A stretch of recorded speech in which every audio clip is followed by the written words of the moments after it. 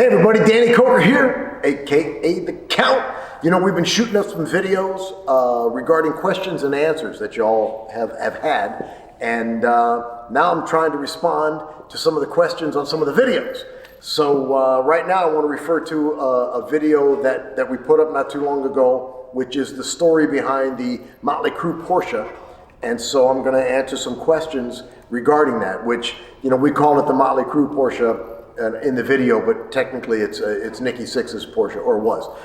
This comes from Love in Sudan. What about,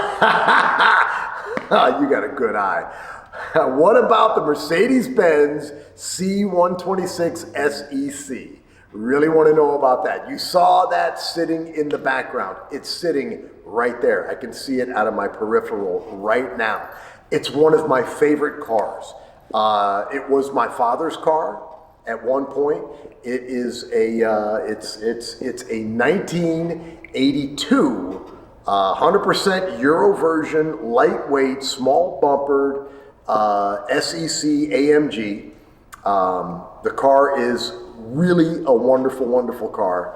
I am in the process of getting ready to finish the car the way my father wanted her finished, which is in the AMG Stage 3 wide body version. I've been going through the Mercedes mechanically. I drive her now on a regular basis, just sorting it out. It's one of my favorite cars. I love that car so much. As you know, if you know these cars, they're amazing. And now I'm getting ready to get down to cosmetics on it. It's in magnificent condition, but my father wanted her to be the Stage 3 wide body. So I have the correct AMG wide body quarters, front fenders, side panels.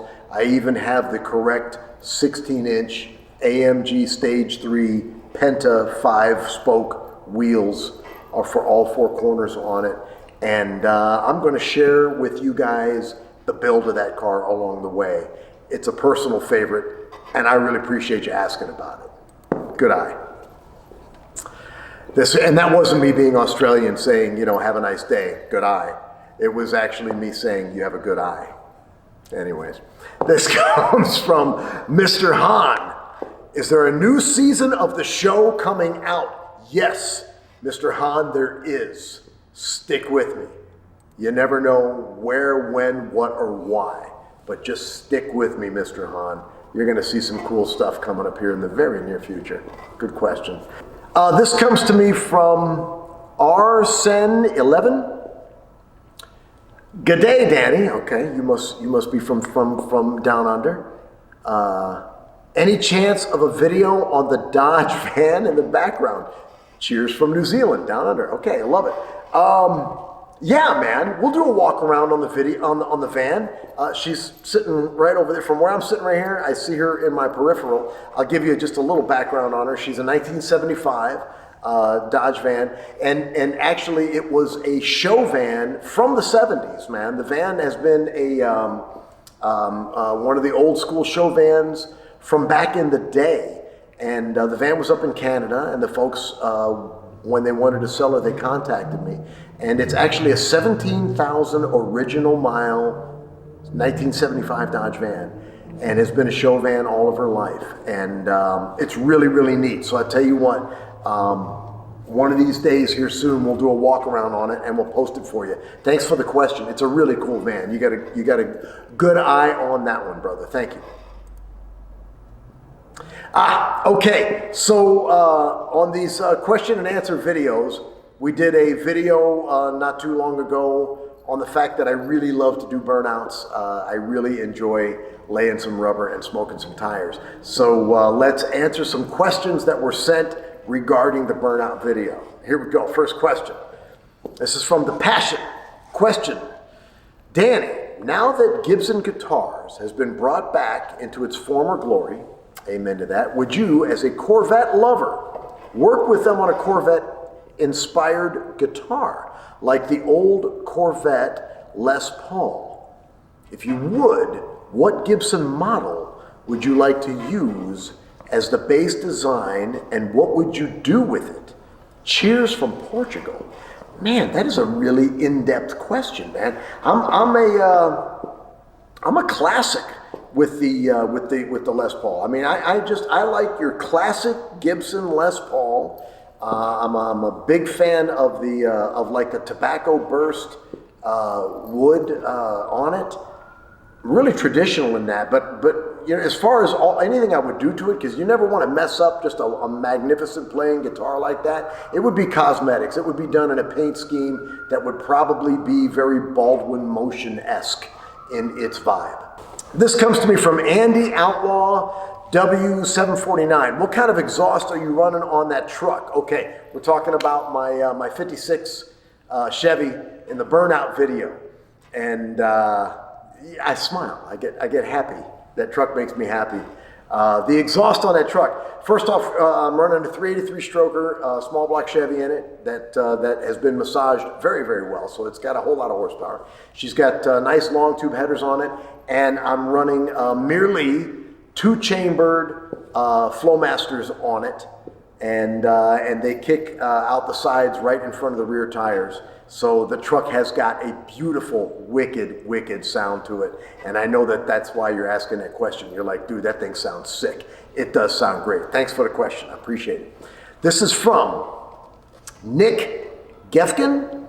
Cool video. Love the smoke show. How about some donuts? You're on? Probably in my Corvette. We'll do some donuts in the Corvette. I love doing donuts. I like making that. The truck is more of a straightforward burnout vehicle. You know, I mean, we're talking old school solid axle, old school steering, hang on for dear life. The Corvette, my 81, that's done in a very old school style and highly modified, because 81 Corvettes are not really known for their ultimate performance, but this particular one has been highly, highly modified. You know the one, my red one with the black graphics on it. We'll do some donuts in that. We'll do some other crazy stuff in that too. We'll find a nice big open area and we'll go crazy for you on it, because I love making that Corvette go nuts. Thanks. This is from Ricky Ramone. Hey Danny, I got a question here. What is your first tattoo and what the story about it? Thanks in advance for answering my question. Ricky, this is easy to answer.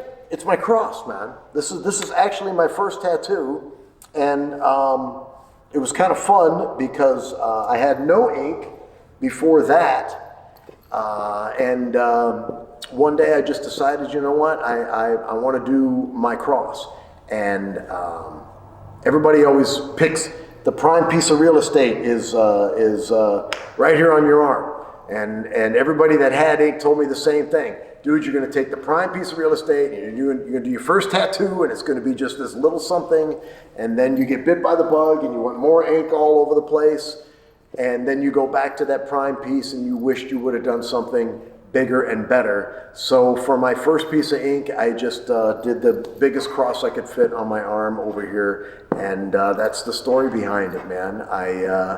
It's my cross. It's not just my company logo. It has a lot to do with my inner beliefs as well. And then inside of it too, there's some fun stuff like the TCB with the lightning bolt, a little bit of Elvis in there, a little bit of a vampire skull in it, stuff like that. So hope that answers your question, man. And it is addicting, as you know. It goes on and on and on from there.